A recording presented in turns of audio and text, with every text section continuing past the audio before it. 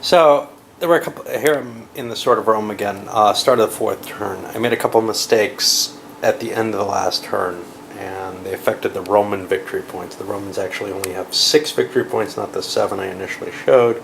The reason is two areas, Heraclea and Turi, that they had control of would have fallen during the isolation phase.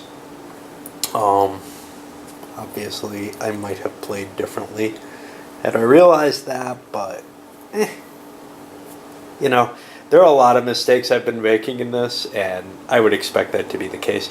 I mean, if it's the first time playing for a bunch of people, it would be the same thing. So, yeah, I think we're getting a feel for the game, though.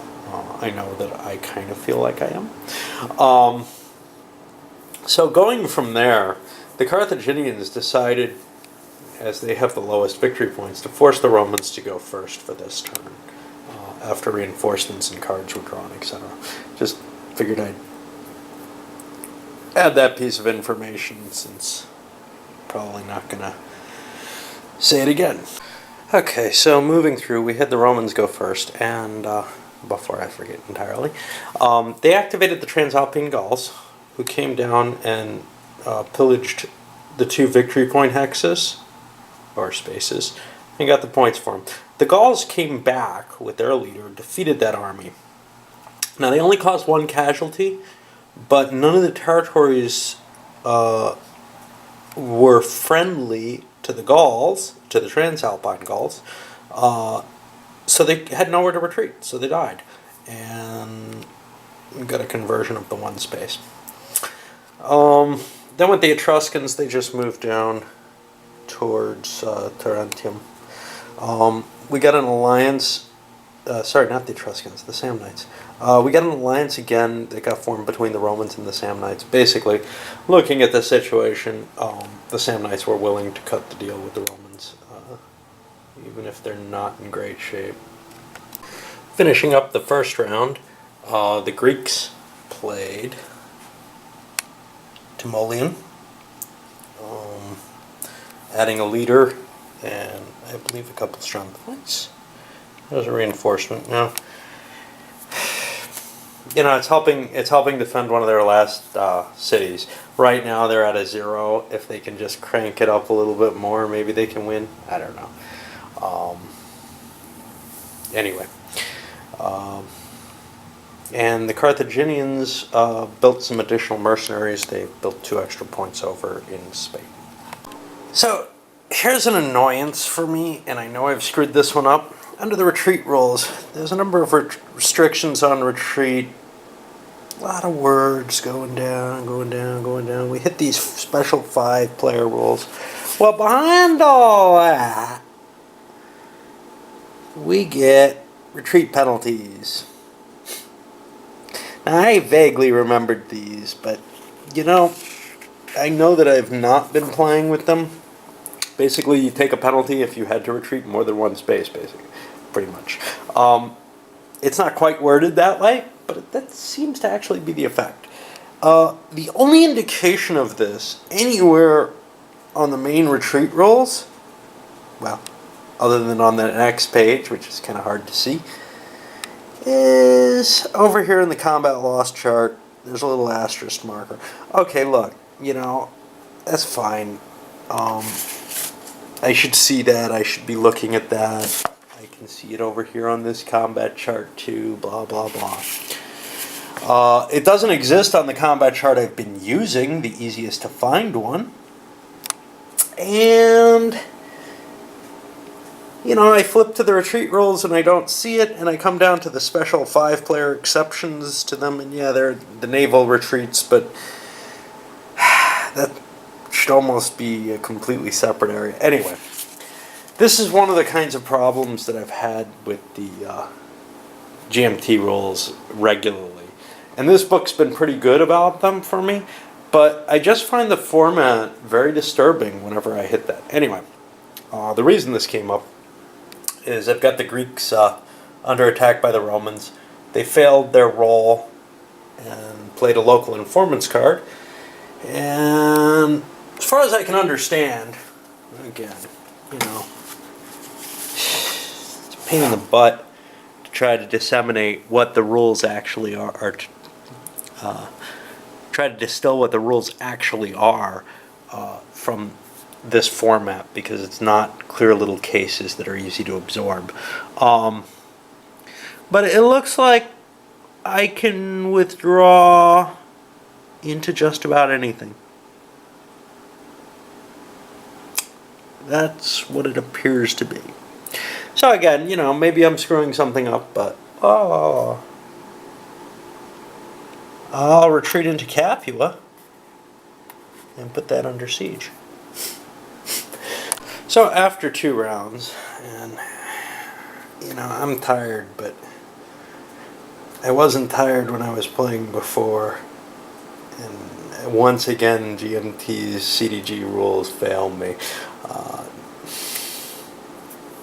So many little special cases and not well organized. And this is probably the best out of the set that I've seen so far in terms of organization of such.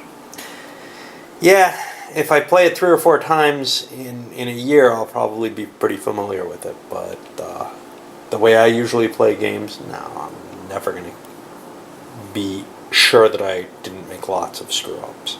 Alright, so what happened? And probably I'm cheating again. The Romans the Romans pushed the Gauls out, and the Gauls played a card to siege. They ended up winning the siege, thereby getting a conversion on the chart. There were 2 transi points there, and now there's regular Gaul points. And there's still sieging Capua, even though it's neutral now. At least that's how I read it. How about the Etruscans? They built an extra unit because they're facing Temelius, or Temelian. And the Greeks, they played what? It looks like Magna Graecia. Yeah, they played something. That ain't what they played. Yeah. They played a card that got replaced or removed. Deserters. Now deserters, they used to kill 4 mercenaries over in the Spain box. And the Carthaginians came back and built 2 more back. Kind of a pointless little cycle there. But yeah, alright, so that's the end of the, I guess the second round. I don't know anymore. So damn tired. So the Romans opened up round 3 by attacking the Gauls up here in Populonium. They were defeated and took 3 losses, which was enough to sweep the plunder table and bring the Gauls 1 point closer to a victory. They're almost at the point where they can win if something isn't done. And now I'm playing with the proper retreat rules, so the Romans had to retreat through this space. I don't think it counts as an enemy PC marker, so they didn't take an extra loss for it. Sorry, this space. But they did have to retreat out of neutral territory, which is kind of cool. Again, definitely been making errors here. Okay, so I lied to you. No big shock. That is enemy territory. I looked that up. It's actually quite clear over here on the back side of the rules. And that's the kind of thing that I can catch pretty easily usually. But, you know, I am still fatigued, and this week, every week, has been getting to me. So the Gauls, in response, they can't figure out how to get that last victory point, and even if they have it, can't be sure of holding it. Right now they should be staying even with the city as long as they stay there and they have enough troops that can't be killed. So they just went ahead and sieged Capua and took it. Not really the answer they wanted, but at the very least they can move in and start raiding stuff and hope to get at least some points towards that last victory point. But it doesn't look like they can get it easily this turn, so the Roman mistake of attacking isn't that heavy. So finishing up that third round, the Samnites moved into Tarentum. They defeated the Greeks there and reduced the loyalty by 1, and now have started a siege. The Greeks continued their siege over in Carthage. They didn't quite get it, and the Carthaginians attacked, played the at any cost card, spent a couple of mercenaries for the attack, and ended up winning. They took more total losses, including the at any cost card, which is now gone as well.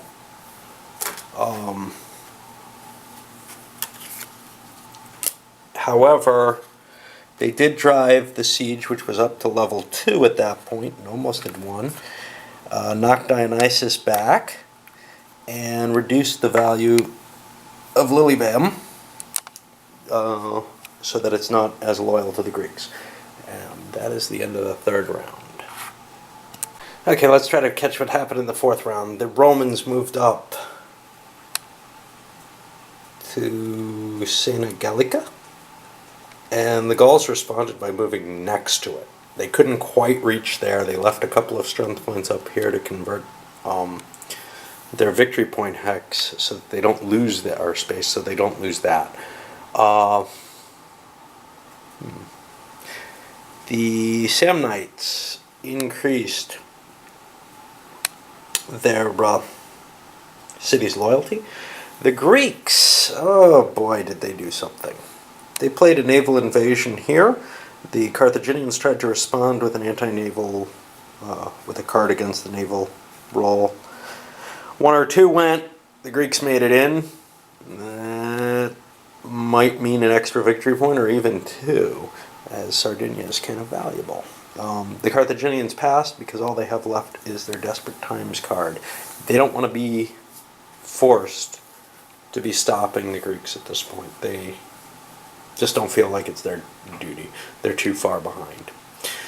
So we'll move this up to the 5th and start another round. Okay, last time around the block, and it wasn't very pleasant. The Romans paid the point to convert Sena Gallica, and the Gauls followed up by charging through, attacking the Romans, and the Romans kept falling back. That's kind of rare because they only have a 1-point leader. The Gauls actually managed to follow in 1 hex, which was probably stupid because otherwise they'd convert Sena Gallica. So instead, they've ended up in a space that isn't going to prevent them from losing a victory point, because Sena Gallica is going to fall neutral as far as I can see. Yeah, another mistake. The Samnites continued their siege and failed. The Greeks converted Carolus, and also added, sorry about the shaking, a couple of points to their cities in Sicily.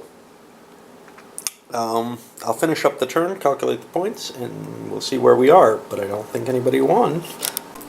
Okay, so after 4 turns total, and oh boy am I screwing things up left and right, no question. What have we gotten?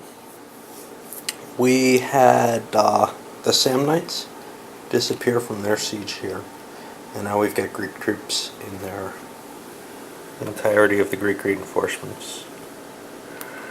Oops. I forgot. I gotta give some more troops over to Carthage. I forgot to add theirs. They're gonna get a couple more troops and a couple more mercenaries as well. But the goal there with these Greeks is to move over and try to get some cheap victory points back. They've made some gains. They actually increased a victory point over this turn. The Romans obviously gained some points from what they added.